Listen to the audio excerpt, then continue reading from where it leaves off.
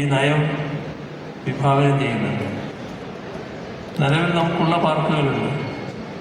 അതുകൂടാതെ സംസ്ഥാനത്തുടനീളം വികേന്ദ്രീകൃതമായ IT ഹബ്ബുകൾ, സുസ്ഥിരമായ IT ഇടനാഴികൾ ഇതെല്ലാം വികസിപ്പിക്കാൻ ഉദ്ദേശിക്കുന്നു. നിലവിലുള്ള പാർക്കുകൾക്ക് പുറമെ ചില പാർക്കുകൾ നേരത്തെ പ്രഖ്യാപിക്കപ്പെട്ടതുമുണ്ട്. എല്ലാ IT പാർക്കുകളിലും 5G കണക്ടിവിറ്റി ഉറപ്പാക്കുന്നതിനൊപ്പം സ്വകാര്യ IT പാർക്കുകളെ പ്രോത്സാഹിപ്പിക്കുകയും ചെയ്യും. അവർക്ക് സർക്കാർ പാർക്കുകൾക്ക് തുല്യമായ പരിഗണനയുണ്ട്. IT വികസനത്തിനായി ഭൂമിയുടെ ഉടമസ്ഥാവകാശം ജനങ്ങളിൽ നിലനിർത്തിക്കൊണ്ട് തന്നെ വികസനം സാധ്യമാക്കുന്ന ലാൻഡ് പൂളിംഗ് എന്ന നൂതന രീതിയും നടപ്പാക്കാനാണ് നാം ഉദ്ദേശിക്കുന്നത്. സ്റ്റാർട്ടപ്പുകൾക്കും ഇന്നൊവേഷനും ഈ നയം പ്രത്യേക ഊന്നൽ നൽകുന്നുണ്ട്. വെറും ആപ്പുകൾക്ക് പകരം ബൗദ്ധിക സ്വത്തവകാശത്തിൽ അധിഷ്ഠിതമായ ഡീപ് ടെക് സ്റ്റാർട്ടപ്പുകൾക്ക് പ്രത്യേക പിന്തുണ നൽകും.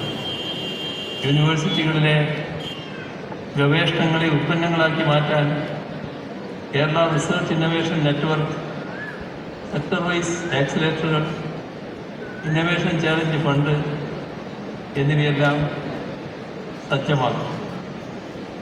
അധ്യാപകർക്കും വിദ്യാർത്ഥികൾക്കും സംരംഭകത്വത്തിൽ പങ്കാളികളാകാൻ സൗകര്യമൊരുക്കും.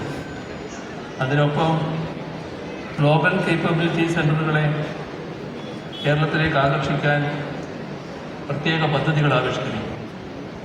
അത്തരത്തിൽ സോഫ്റ്റ്വെയർ സേവനങ്ങളിൽ മാത്രം ഒതുങ്ങി നിൽക്കാതെ നൂതന സാങ്കേതിക വിദ്യാരംഗത്തെ നമ്മുടെ ഉൽപ്പന്നങ്ങളെ കേരള ടെക് എന്ന് വിശേഷിപ്പിക്കപ്പെടുന്ന നിലയിലേക്ക് മാറ്റാനാണ് ലക്ഷ്യമിടുന്നത്.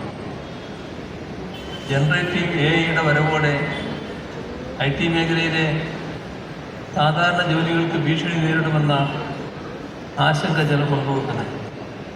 അത്തരം സാഹചര്യങ്ങളെ നേരിടാൻ ഉതകും വിധം കേരളത്തിലെ തൊഴിൽ സേനയാകെ നവീകരിക്കുക എന്ന ലക്ഷ്യം കൂടി നമ്മുടെ മുന്നിലുണ്ട്.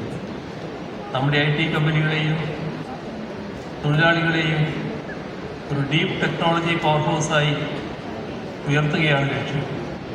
അത്തരം വൈവിധ്യമാർന്ന ഇടപെടലുകളിലൂടെ ഒരു വൈജ്ഞാനിക നൂതനത്വ നവകേരളമായി നമുക്ക് മാറാൻ കഴിയും.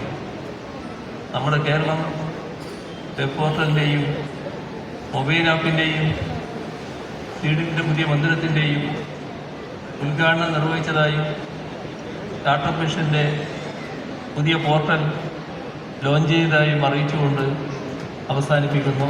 നിങ്ങൾക്ക് സ്നേഹാഭിപ്രായം.